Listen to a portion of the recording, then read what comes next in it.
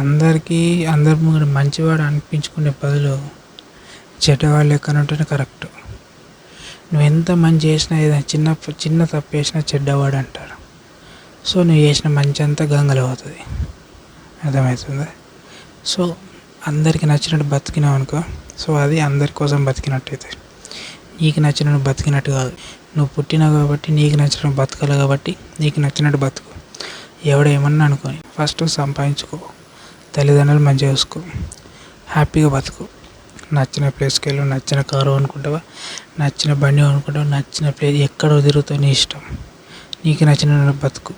ఎప్పుడైనా ఒకరోజు పోయేది కాబట్టి సో అందరూ హ్యాపీగా బతకాలంటే ఎవడు ఏమన్నా అనుకోనరా, తిట్టుకొని వాళ్ళ సంతోషం కోసం నేను తిట్టుకొని ఏం కాదు. హేటర్స్ మధ్యలో పెరిగితేనే మజా వేరు ఉంటుంది. సో అందరు నేను తిడుతారంటే నువ్వు ఎదుగుతున్నట్టు, అందరు నీతో మంచిగా ఉన్నారంటే నువ్వు అందరితో ఉన్నట్టు, అంటే అందరికి నచ్చినట్టు బతుకుతున్నట్టు.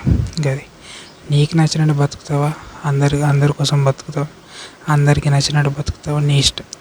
ఎండ్ ఆఫ్ ద డే నువ్వేం సాధించినావు, నువ్వెంత హ్యాపీగా ఫీల్ అయినావు, నువ్వెంత సంతోషంగా బతికినావు అది తర్వాత నీకు తెలుస్తుంది. ఇప్పుడు ఎంజాయ్ ఏజ్ మళ్ళీ రాదు. అర్థమవుతుంది? ఎంజాయ్ చేసే ఏజ్ మళ్ళీ రాదు. సంపాదించుకో, సేవ్ చేసుకో, ఎంజాయ్ అయ్యి, తల్లిదండ్రులు మంచిగా చూసుకో. నీ అనుకున్న వాళ్ళందరికీ మంచిగా ఉండాలి తోడి. Okay, right.